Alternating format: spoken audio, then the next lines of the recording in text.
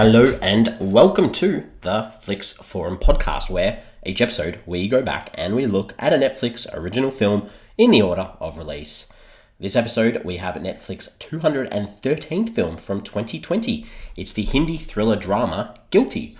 Directed by Ruchi Narain, it stars Kiara Advani, Akansha Ranjan Kapoor, Gurfateh, Singh, Pirzada and Taher Shabbir. I'm Jesse and I'm writing solo for this podcast. So hopefully you're going to enjoy what I've got to say about Guilty. If you haven't heard of this film or you're interested in checking it out and seeing what it's all about, jump onto Netflix, search for Guilty, the 2020 version, not the Jake Gyllenhaal version from 2021 or 2022. I can't remember what year that was. But yeah, if you're interested, check it out because I'm going to spoil this as we go and talk about this film. And I'm going to start with the Fast Flicks, where we do a quick little summary of what the film is all about. So this is about a privileged male who is accused of rape, and his family hire an investigator to clear his name. But the impact on the victims is something that this film definitely touches on and discusses. So let's talk about this film. With some of the international films, it's tricky. Very hard to find anything about this film, and I guess the easiest way to start this off is that there are statistics at the end of the film, and the statistics state a year after Me Too broke in India, everyone who was called out is back at work and at parties. Meanwhile, 95% of rapists in India are still not convicted. 97% of rapists are known to the victims. Of this, we are all equally guilty. So this film touches on the Me Too movement and its impact on India and how it's being felt in that circle. So there is a mid-credit scene in this film as well, so that's just something to check out if you do watch this film. Other than that, the only other thing I can find were some translations on this film. So in Argentina, it's called Culpable. In Brazil, it's called Whose Fault Is It? In Greece, it's Who's to Blame? And in Vietnam, it's Who is a Sinner? So obviously, this film, Guilty, is we're trying to discuss who's guilty for these crimes. And the film does a job of discussing all sides of the story for this. It was filmed in Mumbai and New Delhi, and it was released on Netflix on the 6th of March 2020. It was nominated for a total of 8 awards across film festivals and awards. So it won 3. It won the Best Actress by critics at the Dada Shahib Palak Film Festival for Kiara Advani, who plays the main character in this. It also won the Most Popular Digital Film on the Web at the IWM Digital Awards, and it won the award for Best Actor for Kiara Advani in a Drama and Thriller at the Talent Track Awards as well. It was also nominated for Popular Actress and Best Music at a few other awards as well. So that's where we're at for this film. It's hard because there's not a lot of context so far. So my early thoughts for this one, I think, is that it has everything in it to be an important and impactful film. Unfortunately, it concludes with such a sensationalist ending. It ruins most of the momentum that the movie had built along the way. So let's talk about some characters and some context of this. So realistically, if you haven't seen this film, this conversation is not going to mean anything to you. But we're going to start with Nunky. And Nunky is a songwriter doing really well at college, seems to have some mental instabilities and is shown with medication throughout, and has these visions and hallucinations which lead to the audience continually questioning her point of view and the events that occur. It is all revealed at the end. And that sort of leads us to Dinesh, I guess, who... Oh, no, I'm not going to hold Dinesh off. We're going to talk about Tanu, who is the other female in this film, sort of the opposite of Nunky, on a scholarship, not very popular at university, and has a crush on VJ, who is Nunky's boyfriend. And Tanu makes moves on him and alleges that he rapes her. So she's paid off, but she still wants her story to be told, and that's where this film sort of goes. And we talk about VJ, who is this heartthrob, I guess. He's the son of a rich and famous politician. He's the lead of a band that Nunky writes songs for. You know, he's got money. He sponsors kids' education places. And he's young. He's the perfect example of privilege and someone who gets away with what they want, and girls swoon over him. And obviously, this is that line that they're discussing or trying to comment on, is what's that line between consent and what's not consent. And Dinesh is, I was going to talk about Dinesh before, but I'll talk about it now. He's this lawyer that's hired by VJ's family to defend him. And he sort of pushes around towards the end and sort of works out, or is a little bit disgusted in the work that he's doing because of money and privilege. And the same with Nunky.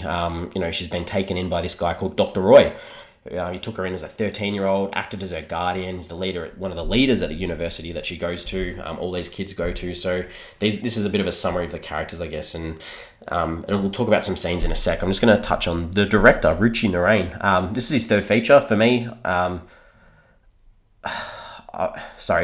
third feature. For me, I guess, this movie's got a lot about feminism in it as well. And I think that I was expecting the director to be a man, because there was a lot that sort of didn't sit right with me, the way it was discussed. It was almost like it was missing the female touch that I sort of expected, which was interesting. But we'll lead into the scenes. The ones that I liked. So I think this is hard, this film. Like, there's no real standout scenes for me because I enjoyed a lot of the film. I think the storytelling through the interview process, they go through interviews with a lot of characters. There are so many characters in this film, but they interview a lot of people about the night or the night of this alleged rape, and I think the interview process and the flashbacks were done really well. That was good. And then the other thing that I found really, really good was the credits at the end, the visuals and the colors of the credits. They were amazing. They were really good. So highly recommend sitting through the credits just to watch those as well.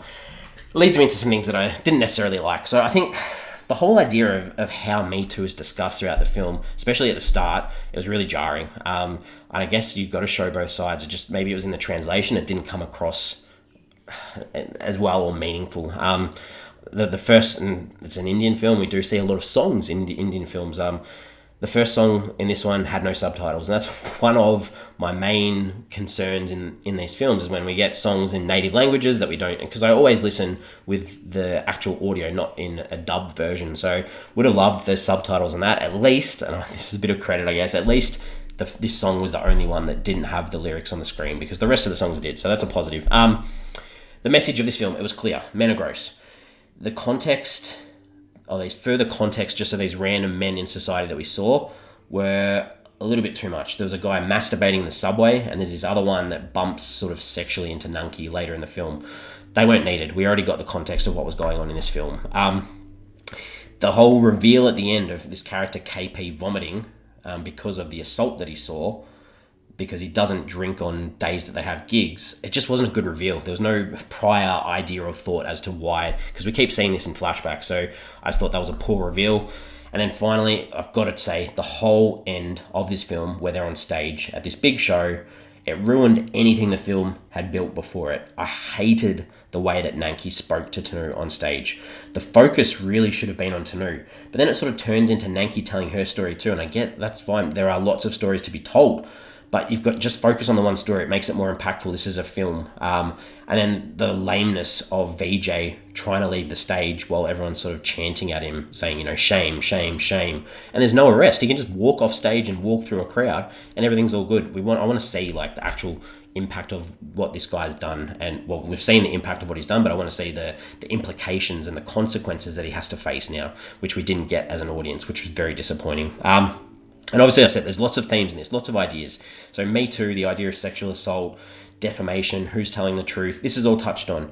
And it ties in, which we see a lot in a lot of these international films that we've done, the Indian culture and toxic masculinity.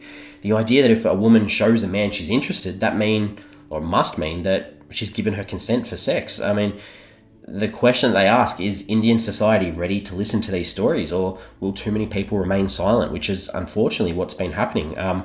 They do touch on classism in this as well.